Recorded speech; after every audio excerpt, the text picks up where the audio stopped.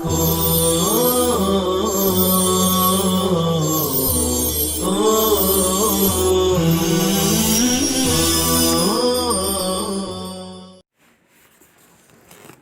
اللہ الرحمن الرحیم الحمد للہ رب العالمین والصلاة والسلام علی سید المرسلین وعلی آلہ واصحابہ الطیبین الطاہرین اما بعد۔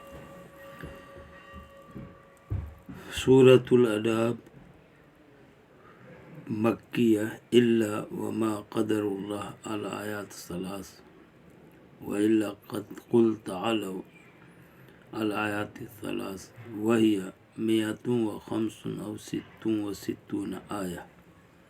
بسم اللہ الرحمن الرحیم الحمد للہ الذی خلق السماوات والارض الی آخر الآیہ۔ صدق اللہ العلی العظیم۔ عزیز طلبہ، یہ سورہ انعام ہے۔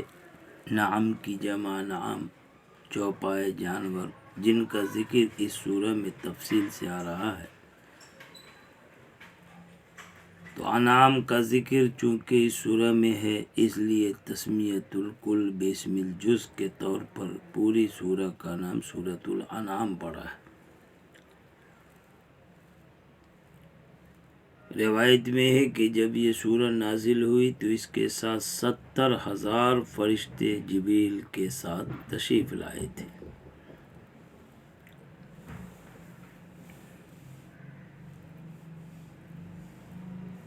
یہ وہ سورہ ہے جس میں حلال حرام کو اتنی تفصیل سے بیان کیا گیا ہے جتنے کہ اور دوسری سورہ میں بیان نہیں ہوا۔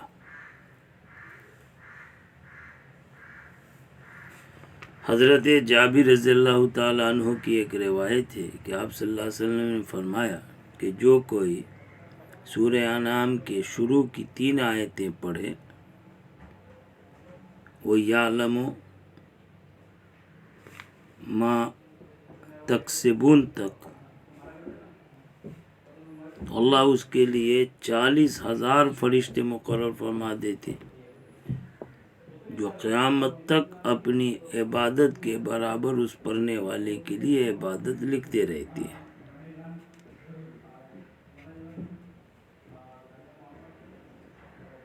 اسی طرح وہ آدمی قیامت کے روز اس طرح آئے گا کہ اللہ پاک کا ارشاد ہوگا کہ میرے سائے میں چلو، کہ آج میرے سائے کے سوا کوئی سایہ نہیں ہے۔ بہرحال بڑی فضیلت والی سورہ ہے سورہ انعام۔ مصنف کہتے ہیں کہ مکی سورہ ہے، لیکن 3 آیتوں کا استثناء فرما رہے وما قدر اللہ، یہاں سے آگے 3 آیتیں، اور اسی طرح قل تعالوا والے 3 آیتیں، یہاں سے لے کے آخر تک 3 آیتیں، یہ مستثنیٰ مکی ہونے سے، یعنی مدینی نہیں بلکہ مکی ہیں۔ کل 165 یا 166 آیتوں پر مشتمل یہ سورہ ہے۔ بسم اللہ الرحمن الرحیم الحمد للہ۔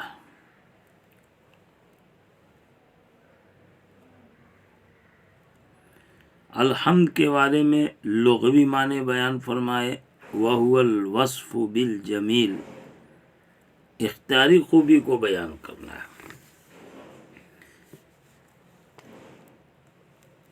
اصطلاح میں ہم ایسے فعل کو کہتے ہیں جو منعم انعام کرنے والے کی تعظیم کی خبر دے۔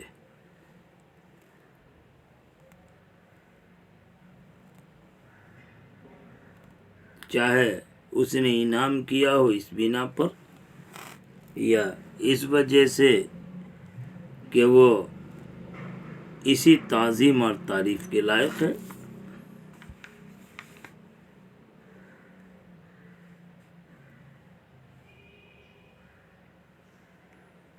وصف الجمیل، اختیاری خوبی کو بیان کرنا، جو بھی خوبیاں کمالات ہیں وہ اللہ کے اپنی ذاتی ہیں، اختیاری ہیں۔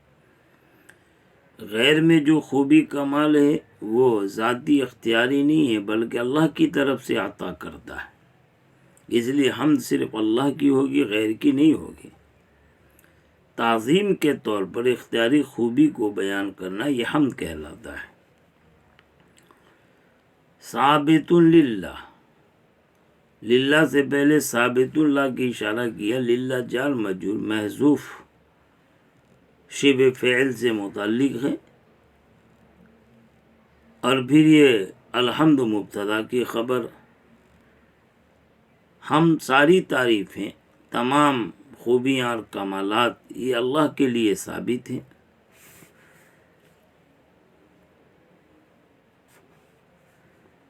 الحمد میں جو الف لام ہے جنس کے لیے یا استغراق کے لیے، ماہیت حمد اللہ کے لیے ثابت ہے، یا تمام کی تمام تعریفیں اللہ کے لیے ثابت ہے۔ یا الف لام عہد کے لیے، الحمد هو الحمد المعہود الثابت فی الازل مختص للہ، وہ ہم جو معہود متعین ہے یعنی جو ازل سے اللہ کے لیے ثابت، وہ اللہ کے لیے خاص ہے۔ یہاں یہ جملہ ہے الحمدللہ کہ حمد اللہ کے لیے ثابت۔ اب اس جملے میں مصنف تین احتمال بیان فرماتے ہیں کہ آیا اس سے مراد اس کی اطلاع دینا ہے لوگوں کو تاکہ ایمان لایا جائے کہ اللہ کے لیے سارے حمد ثابت ہیں، اس بات پر ایمان رکھیں، یا یہ کہ جملے کے ذریعے حمد کی اللہ کے لیے ثنا کرنا مقصود ہے، یعنی اس طرح اللہ کی حمد کرو، اللہ کی ثنا کرو، یا یہ کہ دونوں احتمال ہیں، یعنی اس کی اطلاع دینا بھی ایمان رکھنے کے لیے یا اس کے ذریعے اللہ کی ثنا کرنا، دونوں احتمال ہیں۔ مصنف کہتے افیدھا الثالث، تیسرا والا ان میں زیادہ مفید احتمال ہے کیونکہ اس میں معنی کی جامعیت ہو جاتی ہے۔ اگر اس سے اللہ کے لیے حمد کی اطلاع دینا ہے، پہلا احتمال لیتے ہیں تو یہ جملہ خبریہ ہے لفظاً بھی اور معناً بھی، اور اگر اس سے اللہ کی ثنا کرنا ہے کہ اس طرح سے اللہ کی تعریف کرو، ذکر خیر باللسان کو ثنا کہتے ہیں، اللہ کی ایسی حمد و ثنا کرو، اللہ نے تمہیں الحمدللہ بول کر اللہ کی حمد کرنے کی تعلیم دی، حمد کا طریقہ سکھایا۔ اس صورت میں یہ لفظاً تو جملہ خبریہ ہوگا لیکن معناً انشائیہ ہو جائے گا، اور دونوں احتمال ہو جائے تو یہ زیادہ مفید ہے، یعنی اس میں معنی کی زیادہ جامعیت پائی جاتی ہے۔ مصنف کہتے ہیں یہی بات شیخ نے، شیخ سے مراد ان کے شیخ علامہ جلال الدین محلی ہیں، چونکہ جلالین کے شروع حصے والے یہ مصنف علامہ جلال الدین سیوطی ہیں، شاگرد ہیں ان کے استاذ جو نصف ثانی سے آگے کی تفسیر کی ہے، جلالین لکھے، وہ علامہ جلال الدین محلی ہیں۔ سورہ کہف میں یہ بات بیان فرمائی ہے کہ تیسرا والا احتمال زیادہ فائدہ مند احتمال ہے۔ بہرحال فرماتے وَحَلِ الْمُرَادُ وَالْإِعْلَامُ بِذَلِكَ، اور آیا مراد اس کی اطلاع دینا ہے لِلْإِيمَانِ بِهِ، تاکہ اس پر ایمان لایا جائے، اس پر ایمان رکھنے کے لیے، یا اس کے ذریعے سے ثنا کرنا اللہ کی، یا دونوں احتمالات ہیں۔ افیدھا الثالث، تیسرا والا احتمال ان میں زیادہ مفید ہے، زیادہ فائدہ مند ہے۔ قالہ الشیخ، جسے شیخ یعنی جلال الدین محلی نے سورہ کہف کے اندر فرمایا ہے۔ الذی خلق السماوات والارض، وہ جس نے کہ پیدا کیا آسمانوں اور زمین کو،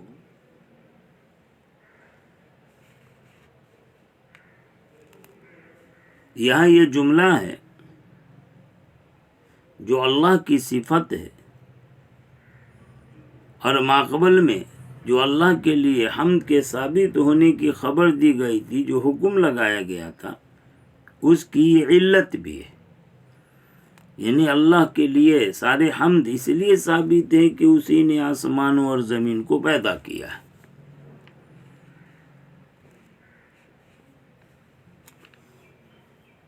یہاں السماوات جمع کا صیغہ، الارض مفرد کا صیغہ، علماء نے اس کی وجہ بتائی، اس لیے کہ آسمان کی جنس مختلف ہیں.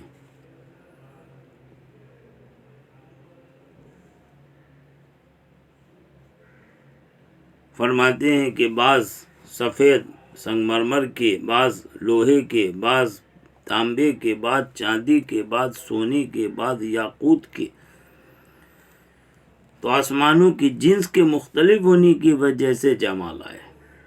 اور زمین، تو زمین بھلے 7 طبق ہیں، 7 تہیں زمین کی، آسمان کے جیسے 7 طبق، لیکن زمین کی جنس ایک ہی ہے، یعنی جنس سے تراب، مٹی کی جنس سے پوری زمین ہے. وہ جس نے کہ آسمانوں اور زمین کو پیدا کیا،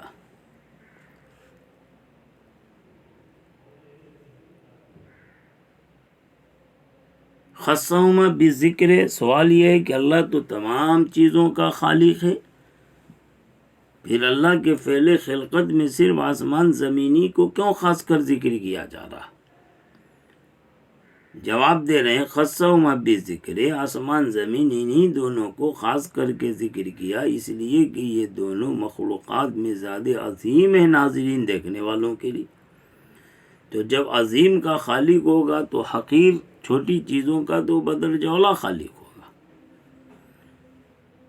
وَجَعَلَ الظُّلُمَاتِ وَالنُّورَ، اور اس نے تاریکیوں اور نور کو پیدا کیا، بنایا. یہاں جعل خلقہ کے معنی میں ہے، یہی وجہ ہے کہ ایک مفعول اس کے لیے کافی ہوگا. اگر جعل اپنے اصل معنی میں ہوتا تو اس کے لیے پھر 2 مفعول لائے جاتے، یہ متعدی ب2 مفعول ہوتا. لیکن جعل کو خلقہ کے معنی میں لیا تاکہ ظلمات والنور معطوف علیہ ایک اس کا مفعول کافی ہو جائے. بنایا یعنی پیدا کیا، ظلمات تاریکیوں کو، نور روشنی کو. تاریکیوں سے مراد ہر ظلمت، اور نور سے مراد ہر نور، جس میں حسی، معنوی، ظاہری، باطنی تمام تاریکیاں، تمام انوارات آ جاتے ہیں. چنانچہ ہر طرح کی ظلمت حسی طور پر ہو، جیسے کہ رات کی ظلمت ہوتی ہے، معنوی طور پر ہو جیسے شرک اور معصیت کی ظلمت ہوتی ہے، ایسی نور حسی طور پر جیسے سورج چاند ستاروں کی روشنی ہوتی ہے، اور معنوی طور پر جیسے باطنی ہدایت اور نور اور معرفت اور دین اسلام کا نور ہوتا ہے جو قلب میں پایا جاتا ہے. باطنی طور پر پیدا کیا ظلمتوں کو اور نور کو، یعنی ہر ظلمت ہر نور کو. سوال یہ ہے کہ ظلمات جمع کا صیغہ ہے، نور واحد مفرد کا صیغہ. اس کا جواب دے رہے وَجَمَعَهَا دُونَهُ، کہ ظلمات کو جمع لائے نہ کہ نور کو. کیوں؟ لکثرت اسبابها، ظلمات کے اسباب کے کثیر ہونے کی وجہ سے. اسباب ظلمات بہت سارے ہیں. ظلمات تاریکیوں کے انواع متعدد ہوتی ہیں. نور تو وہ فشے واحد، ایک ہی شے کا نام، اس کی ایک ہی نوع ہے، اس کا سبب ایک ہے کہ دین اسلام کا نور، یہ بنیاد ہے. اور ظلمت کے اسباب بہت سارے ہیں. اس وجہ سے اسباب یا انواع کے متعدد ہونے کی وجہ سے ظلمات کو جمع لائے، اسباب اور انواع کے واحد ہونے کی وجہ سے نور کو مفرد لائے. جمع لائے ظلمات کو اور نور کو، ظلمات کو جمع لائے دونہ نہ کہ نور کو، لکثرت اسباب بھی، ان ظلمات کے اسباب کے کثیر ہونے کی وجہ سے. وہذا من دلائل وحدانیت، اور یہ یعنی اللہ جو آسمان و زمین کا خالق ہے، جو ظلمتوں اور نور کو پیدا کرنے والا، یہ اللہ کی وحدانیت کی دلیلوں میں سے. یہ دلیل اس بات کی کہ اللہ واحد ہے، ایک ہے. اگر انیک خدا ہوتا تو پھر یہ جو منظم طریقے پر یہ سارا کچھ چل رہا ہے اس میں بگاڑ پیدا ہو جاتا، فساد آ جاتا۔ لو کان فیہما آلیہ الا اللہ لفسدتا، آسمان زمین میں اگر اللہ کے سوا اور معبود ہوتے تو دونوں کا نظام درم برم ہو جاتا، فساد پیدا ہو جاتا۔ ثم الذین کفروا، پھر وہ لوگ جنہوں نے کفر کیا، یہ سمت ترتیب رتبی کو بتانے کے لیے، یعنی اتنی ٹھوس دلیل واضح حقائق سامنے آ چکے، اس کو وہ جان بھی رہے ہیں، اور پھر اس کے بعد تعجب ہے، بعید ہے یہ بات کہ ان سے کفر واقع ہو، لیکن پھر بھی یہ کفر کر رہا ہے، اس لیے ثم لائے بعد رتبے کو بتانے کے لیے۔ پھر وہ لوگ جنہوں نے کفر کیا، ما قیام حاضر دلیل، اس دلیل کے قائم ہونے کے باوجود، بربہم یعدلون، وہ اپنے رب کے ساتھ برابری کرتے ہیں، دوسرے کو مساوی قرار دیتے ہیں۔ یعدلون یسوون کے معنی برابر کرتے ہیں اللہ کے سوا دوسرے کو فی العباد، اللہ کی عبادت میں۔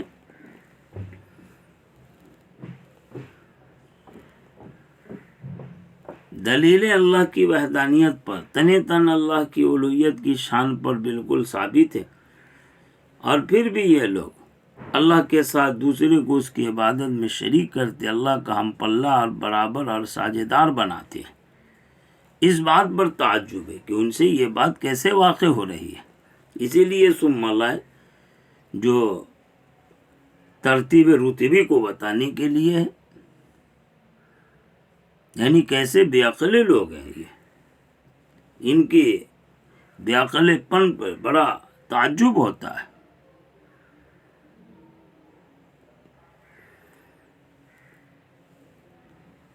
پھر وہ لوگ جنہوں نے کفر کیا، اپنے رب کے ساتھ دوسرے کو مساوی قرار دیتے، یسوون غیرہ، اللہ کے سوا دوسرے کو اس کے برابر ٹھہراتے عبادت میں۔ هو الذی خلقکم من طین، یہ بھی اللہ کی وحدانیت کی دلائل میں سے ایک دلیل ہے کہ وہ حمد کا مستحق اس وجہ سے کہ آسمان زمین کو پیدا کیا، ظلمت نور کو پیدا کیا، اس لیے کہ اور اس نے تم کو مٹی سے پیدا کیا، وہی ہے جس نے کہ تمہیں پیدا کیا مٹی سے۔ سوال یہ کہ انسان تو نطفہ سے پیدا ہوتا ہے، مٹی سے کیسے بولا؟ یہ جواب دیا کہ انسان کی اصل، اس کا باپ جو آدم ہے، اسے اللہ نے مٹی سے بنایا تھا، تو اصل کے اعتبار سے یہاں پر مٹی کا مادہ بیان کیا، تو الذی خلقکم کا مطلب ہوگا الذی خلق اصلکم، تمہاری اصل، ای اباکم، تمہارے باپ کو اس نے مٹی سے پیدا کیا، بخلق ابیکم آدم، یعنی تمہارے باپ آدم کو اس مٹی سے پیدا کر کے۔ یہی وجہ ہے کہ مٹی مختلف قسم کی تھی، جس میں مختلف رنگ تھے، تو آدم کی اولاد بھی مختلف رنگوں پر ہوئے۔ مٹی کو پانی میں ڈال کے اس پر گوندھا گیا تھا، اور پانی میں مختلف صفات ہوتے ہیں، لہذا جس پانی سے گوندھا گیا پتلے کے لیے مٹی تیار کی گئی۔ حضرت آدم کی اولاد کے اخلاق بھی مختلف ہیں، اور آدم کی اولاد کی رنگ بھی مختلف ہیں، تو رنگوں کا اختلاف یہ مٹی کے رنگ کے مختلف ہونے کی وجہ سے، اخلاق کا اختلاف یہ پانی کے صفات کے مختلف ہونے کی وجہ سے۔ اور اگر یہاں اصل آدم کی پیدائش مٹی سے نہ مانے بلکہ ہر انسان مراد لے تو اس میں بھی کوئی اعتراض نہیں ہے، اس لیے کہ انسان مان لیا کہ نطفے سے بنا، لیکن نطفہ جو بنتا ہے وہ غذا کھانے سے، اور غذا جو تیار ہوتی ہے وہ مٹی سے، فصل اگنے سے، تو اصل مٹی ہی آ جاتی ہے۔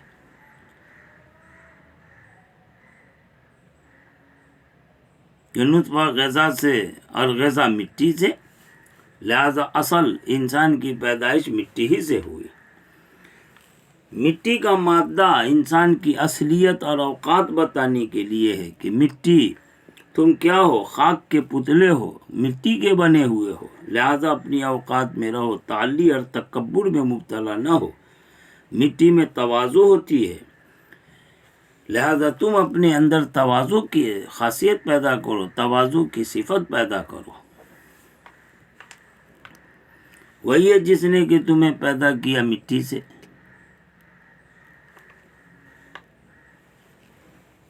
یعنی تمہارے باپ آدم کو پیدا کر کے اس مٹی سے، ثم قضا اجلا، پھر اس نے ایک وقت مقرر کیا۔ قضا یا تو ازارہ کے معنی میں ہے، اس نے ظاہر کیا، اجل وقت مقرر، یا یہ کہ قضا قدر کے معنی میں اس نے طے کیا، اور قدر جو تقدیر سے اس کے معنی یعنی اللہ کا وہ ارادہ جو ازل سے اجل سے متعلق ہے، یعنی ہر ایک کا وقت میعاد مقرر کر رکھا ہے، اللہ کا ارادہ جو اس سے متعلق ہے اصل میں اسی کو قدر کہتے ہیں۔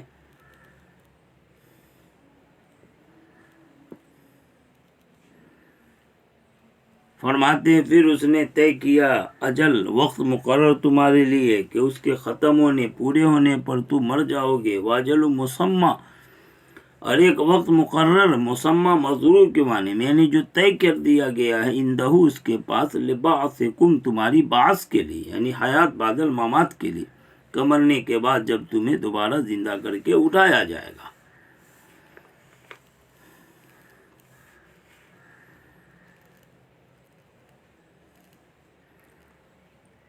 ثم انتم تمترون، پھر تم لوگ اے کافروں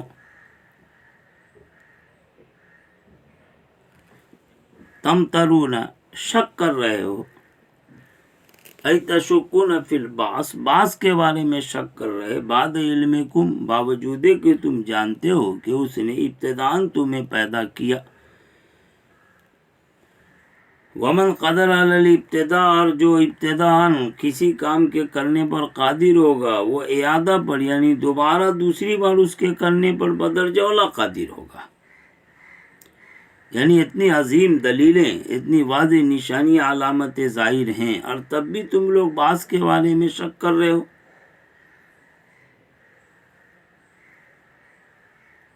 بہرحال اس آیت سے معلوم ہوا کہ کافی لوگ جو بعض کا انکار کرتے ہیں ان پر رد کیا جا رہا ہے۔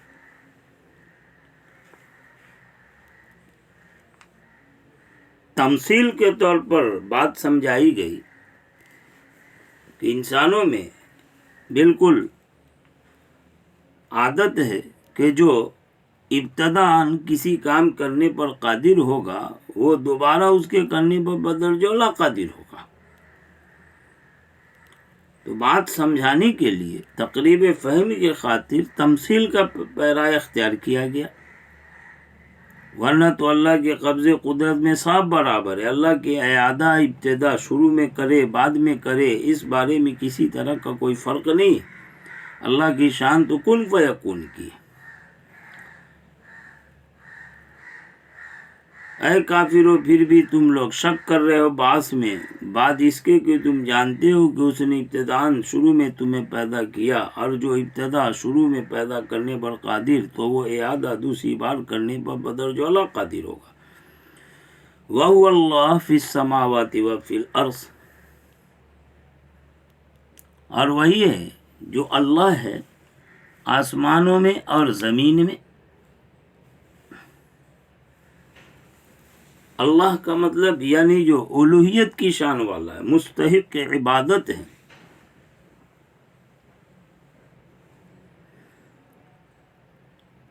اللہ اس ذات واجب الوجود کا نام ہے جو تمام صفات کمالیہ کو جامع ہو۔ تو مطلب ہوگا اللہ ہی وہ ذات ہے جو آسمان و زمین میں عبادت کے مستحق ہے۔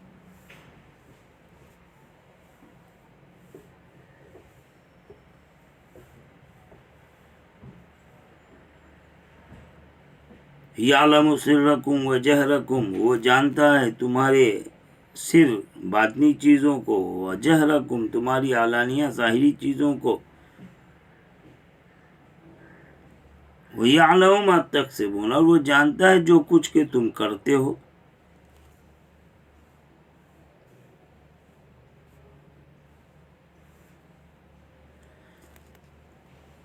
سوال یہ ہے کہ پہلے جب سر اور جہر کہہ دیا تو آگے جو کسب ہے، کسب یعنی تمہارا عمل، تمہارا کام، وہ تو سر اور جہر میں شامل ہے، چاہے چھپ کے کرو یا یہ کہ علانیہ کرو، سب کو اللہ جانتا۔ تو یعلم سرکم و جہرکم پر وہ یعلم ما تکسبون کا عطف کرنا بظاہر صحیح نہیں ہے، اس وجہ سے کہ عطف میں مغایرت ہونی چاہیے، اور یہاں مغایرت نہیں ہے، سرکم جہرکم میں تکسبون شامل ہے۔ اس کا جواب یہ ہے کہ تکسبون میں جو کسب ہے مراد اس سے اس پر مرتب ہونے والی جزا یا سزا یعنی ثواب یا عقاب ہے۔ تو مطلب یہ ہوگا کہ اللہ تمہارے افعال اقوال جو سری ہوں، جہری ہوں، علانیہ کرو، چپ کے کرو، ان سب کو جانتا ہے، اور آگے کا یعلم ما تکسبون، اور جانتا ہے وہ کچھ جو کچھ ان اعمال اقوال سے تم کمائی کر رہے ہو، یعنی اس پر مرتب ہونے والی جزا سزا ثواب اور عقاب کو جانتا ہے۔ ای تعملون جو کچھ کہ تم کرتے ہو، من خیر و شر یعنی خیر کے قبیل سے ہو، شر کے قبیل سے، اس پر ثواب ملے گا، عقاب ہوگا، وہ سب کو اللہ جانتا ہے، تمہارے فعل کو بھی جانتا ہے اور فعل کے انجام کو بھی جانتا ہے۔ وآخر دعوانا ان الحمد للہ رب العالمین۔